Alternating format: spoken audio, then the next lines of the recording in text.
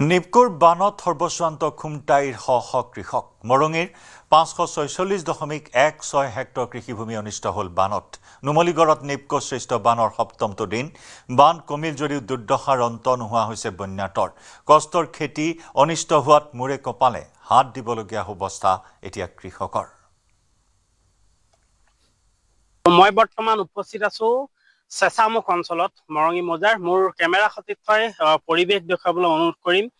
কিদৰে শ বিঘা শালি ধানৰ যি খেতি পথাৰ আছিলে নিপকো সৃষ্ট বানে নিশেষ কৰিলে, আৰু যাৰ বাবে কৃষকসকলৰ এতিয়া না জল নাথল অৱস্থা হৈছে। মোৰ লগত বহু কেইজন কৃষক আছে, মৰঙী অঞ্চলৰ বহু কেইজন কৃষক আছে। মই পোনে পোনে তেওঁলোকৰ পৰা জানিব বিচাৰিম কিমান ধান আছিলে আপোনালোকৰ? হয়, মোৰ প্ৰায় 7 বিঘা মাটি খেতিৰ মাটি আছিলে।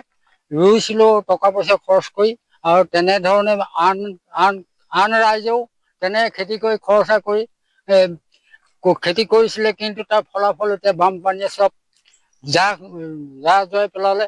আৰু আমি কেনেকে চলিম? আমি কৃষিজীৱী খেতিতে আমি নিৰ্ভৰ কৰি গোটেই পৰিয়াল আমি চলাই আছো। আৰু আমাৰ বাৰীত যিবিলাক মূল্যৱান আপোনাৰ মালভোগ কল, জাহাজী কল, আৰু আমাৰ কুঁহিয়াৰ খেতিও আছিলে। বিভিন্ন কেইজনৰ কুঁহিয়াৰ খেতিও আছে। কুঁহিয়ানীত এতিয়া পলস আমি এতিয়া কৃষিৰ ওপৰতে নিৰ্ভৰ কৰি বছৰি আমি এনেকেই চলি থাকো। আমি যোৱা বছৰ চৰকাৰে দেখা পঢ়া কৰি নিছিলে। আমাৰ যোৱা বছৰটো বানপানী আৰু এই বছৰটো ডাঙৰ আছিলে, কিন্তু যোৱা বছৰ লিখা পঢ়া কৰি নিছিলে, কিন্তু আমি লাষ্টত একো নাপালোগৈ কৃষক খেতিৰ বিনিময়।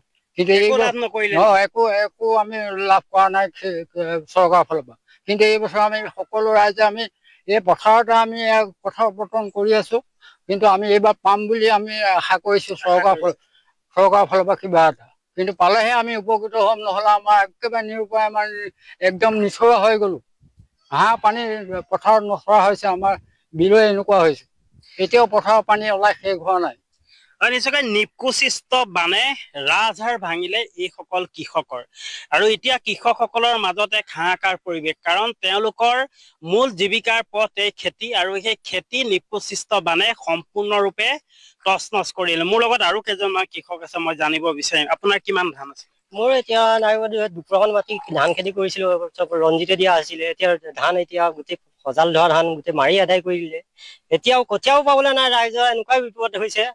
এতিয়া আমি কৃষিৰ ওপৰতে আমি চলি থকা মানুহ, আৰু কৃষিজীৱী মানুহ, আৰু এতিয়া কৃষকে মেইন ধান মুঠিয়ে বছৰটোৰ কাৰণে এতিয়া কঠীয়াও পাবলৈ নাই ৰুবলৈ। এতিয়া ধৰক এতিয়া উপায় নাই, আমাক যে চৰকাৰে কিবা এটা সাহায্য দিব সেইটো আশা কৰিলো। মোৰ লগত আৰু এজন কৃষক আছে। আপোনাৰ কিমান খেতি পথাৰ আছিলে? মোৰ 4 বিঘা আছিলে। ধান আছে নে এতিয়া? ধান চব চেচ আৰু পানীয়ে চব হেৰি কৰি পেলালে ধান এতিয়া কঠীয়াও নাই এতিয়া ৰুবলৈ। তাৰপৰা কুঁহিয়াৰ খেতিও আছিলে, কুঁহিয়াৰ খেতি 7 বিঘা আছিলে। কুঁহিয়াৰ খেতিও গোটেই পলস পৰিলে, এতিয়া ডুবাই পেলালে, চব মাৰি পেলালে কুঁহিয়াৰ খেতি।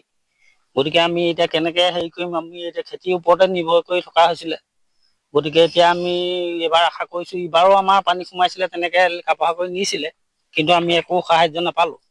গতিকে এইবাৰ আমি আশা কৰিছো আমি অকমান কিবা সাহায্য পাম বুলি।